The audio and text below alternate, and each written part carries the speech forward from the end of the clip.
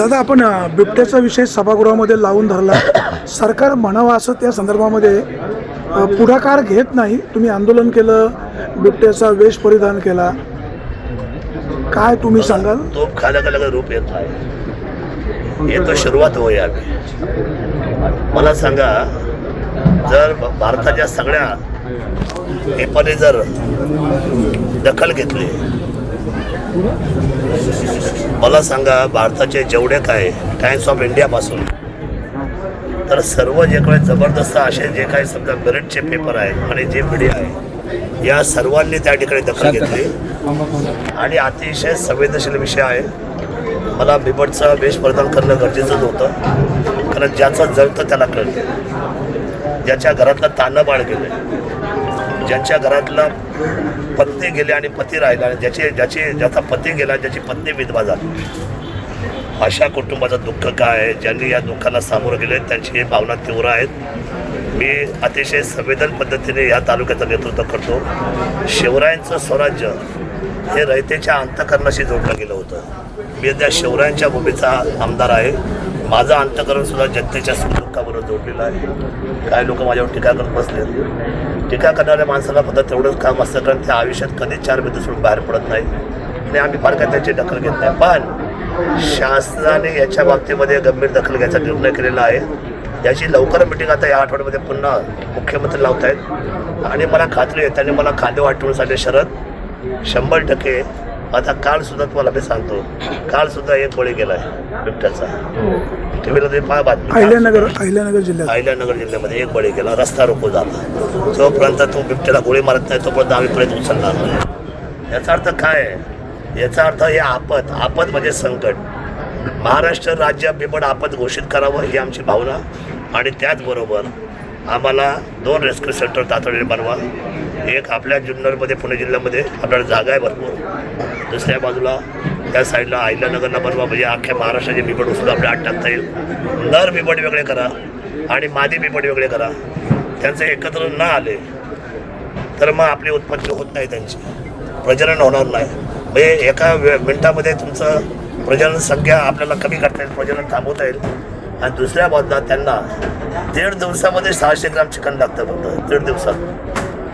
एवढे 57-60 कोटी लोकांच्या मृत्यू कुटुंबाच्या घरच्यांना देण्यापेक्षा, आणि माणूस काय पैशाने विकत पडत नाही ना परत, आणि 25 लाख रुपयाच्या माणसाच्या आयुष्याची किंमत पण होऊ शकत नाही. त्यामुळे हे सगळे खेळ बंद करून शासनाने 2 रेस्क्यू सेंटर बनवावेत आणि वर्ल्ड वाईल्ड ही जी संघटना आहे, म्हणजे वन्यजीव ऑल ओव्हर वर्ल्डची, त्या लोकांनी सांगितले की हा शेड्यूल 1 मधला आहे, त्याला तुम्हाला मारता येत नाही आणि त्याला तुमची नसबंदी करता येत नाही. चला, आम्ही नसबंदीला हात लावत नाही, आम्ही त्याला मारत सुद्धा नाही. तुमचं म्हणणं काय, याला पकडा आणि याला जेरबंद करा. तर आमची तीच भावना आहे. 2000 बिबट बसतील असे नर आणि मादीची 2 वेगवेगळ्या पद्धतीची 2 रेस्क्यू सेंटर, जसं आता छोट्या प्रमाणात आमच्याकडे मानवडोला चालू आहेत 40चे, तिथं आता संख्या 105ची झालेली आहे. हा सोपा सोल्युशन आहे. 90 दिवसामध्ये शासनाने हे तयार करावं. 90 दिवसाचा अल्टिमेट मी शास्त्राला दिलेले आहेत. त्याच्यानंतर तुम्ही धरपकड करायला सुरुवात करायची. जो पकडेल तो आत टाकायचा आणि त्याला वर्ल्ड लाईफमध्ये तुम्ही प्रस्ताव पाठवा केंद्राकडून. ते 100% त्यांना लागतं आहे तेवढं जेवण द्यायला ते तयार आहे, चिकन द्यायला तयार आहे. मनुष्याची सुद्धा हत्या होणार नाही. मनुष्याला गळ्यामध्ये पट्टा, कुत्रा पट्टा आम्ही घालणारी मंडळी, आणि शिवरायांच्या भूमीतल्या आमच्या लोकांना किंवा महाराष्ट्राच्या जनतेला, रयतेला त्यांच्या याला आता पट्टा आला आहे. कशाला? मानेला, शेती करायला, खेड्यांचा. हा काय प्रकार चालू आहे? हे किती वितरक क्षेत्र आहे. तर मला असं वाटतं, मुलं शाळेमध्ये जायला मागत नाही, मुलं अंगणात खेळायला मागत नाही, भीतीचं वातावरण आहे. आणि मग या सगळ्या गोष्टीमध्ये हाती तातडीची एकमेव उपाययोजना ही पहिली आणि शेवटची उपाययोजना. प्रयोग फार झाले, त्याने काय फरक नाही पडणार. आता त्यांना पकडणं आणि त्यांना 2000 बिबटला आतमध्ये करणं. काय होतं, 5 किलोमीटरमध्ये एकच असतो, पण तो 4ही दिशेला फिरतो. तर 4ही दिशेने लोक एकत्र म्हातार करे, आमच्याकडे पण आहे, आमच्याकडे पण आहे. ते म्हातार मग इथं 4 आहेत. तर तसं नाही आहे. त्या ज्युरिडिक्शनमध्ये असतो तो एकच, तो राजा आहे ना तिथला, त्या भागात कुणाला येऊन देत नाही. त्याची पिल्लं असतात, त्याची हे असतं. पण मला असं वाटतं की ह्या बाबतीमध्ये आपण शासनाला अतिशय जबाबदारीचं उत्तर केलेलं आहे आणि ही न्यूज संपूर्ण ऑल ओव्हर इंडिया झालेली आहे. त्याची दखल दिल्लीच्या फॉरेस्टपर्यंत गेलेली आहे. शेळ्या सोडण्याचा बाबतीत काही अधिकाऱ्यांनी सल्ला दिला होता, तर त्याच्या बाबतीमध्ये कंट्रोल झाले आपले सगळं प्रशासन, शासन, सरकार. तर असं होणार नाही. शेळ्या सोडून काय लावणार? शेळ्या घेऊन गेलं तर कार्यक्षम वनमंत्र्यांच्या निर्णयाकडे तुम्ही कसं पाहता? नाही, मी सांगितलं ना, हा निर्णय चुकलेला आहे. सगळ्या लोकांची त्याच भावना आहेत. त्यामुळे आता ते झालंय ते जाऊ द्या. पुढे काय करायचं मी पुढचा विचार करणारा माणूस आहे. दमन यांनी तुमच्यावर टीका केलेली आहे. मला फार आनंद वाटला की शरद सोनची दखल कोणीतरी घेतली. अंजली दमन या खूप मोठमोठ्या लोकांची नावं घेते, खूप मोठमोठ्या, म्हणजे राजकारणात सगळी मोठी मोठी नावं. आज माझ्यासारख्या गरिबाचं नाव घ्यायला घेतलं. ताई, धन्यवाद तुला. पण एक सांगतो, तुम्ही आमच्या भगिनी आहेत. 55 लोकांचं दुःख जे आहे ना, तिथे या. आपण त्या सगळ्या कुटुंबाला भेट देऊ. आणि आम्ही गेले, मी 2014 ते 2025 पर्यंत भांडणारा आमदार आहे बिबट्यासाठी. आम्ही कुणासाठी भांडतो? ही दखल घ्यावी म्हणूनच आम्हाला तो वेश परिधान करावा लागला. 1000 किलोमीटर आम्ही इथून बाय रोड प्रवास करून गेलो, 1000 किलोमीटर नागपूरला. दुसऱ्या दिवशी काय शोधत होतो माहिती आहे?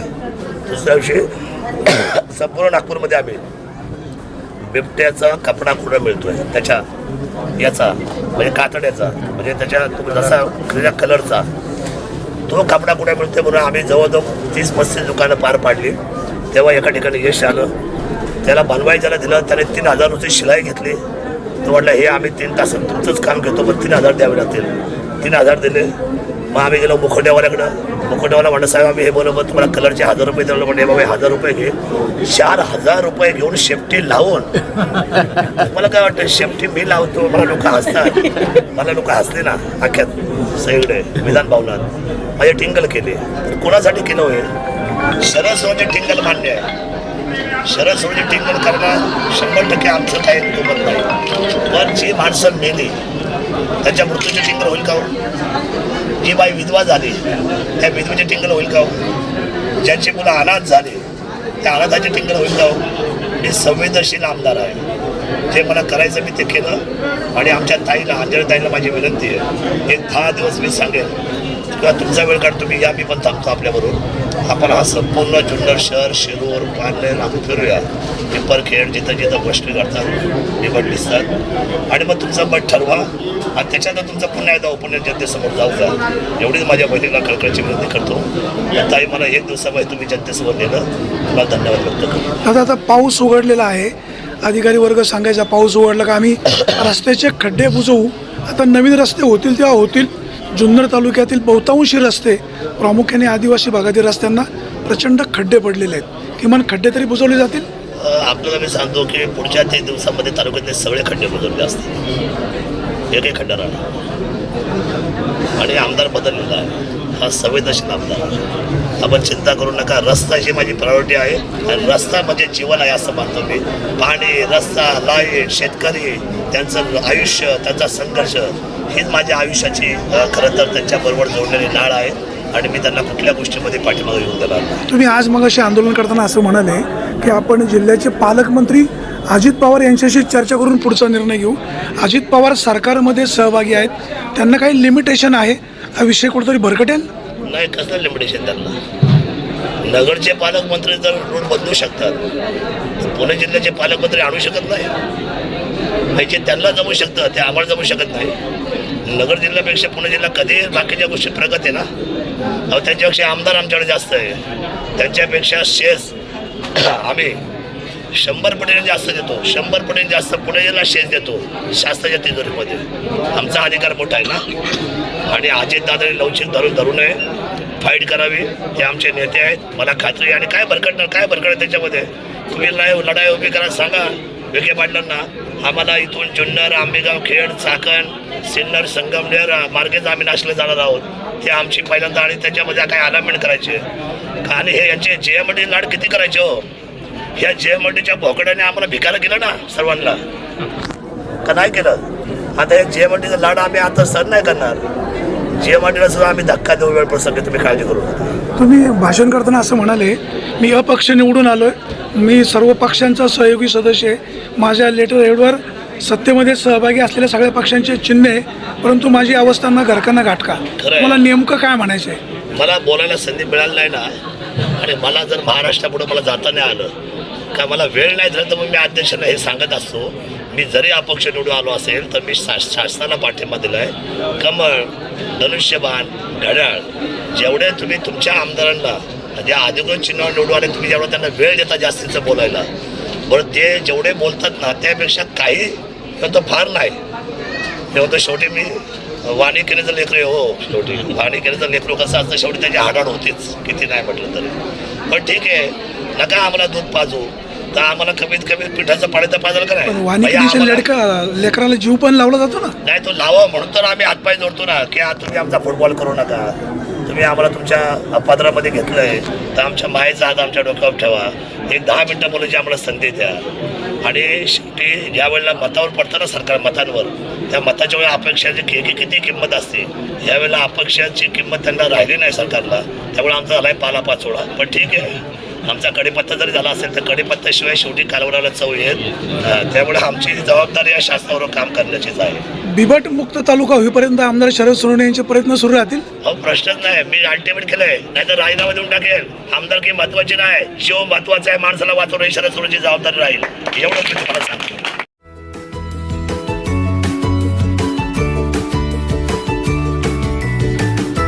बातम्या शेतीच्या, बातम्या मातीच्या, बातम्या अन्यायाच्या, गुन्हेगारीच्या,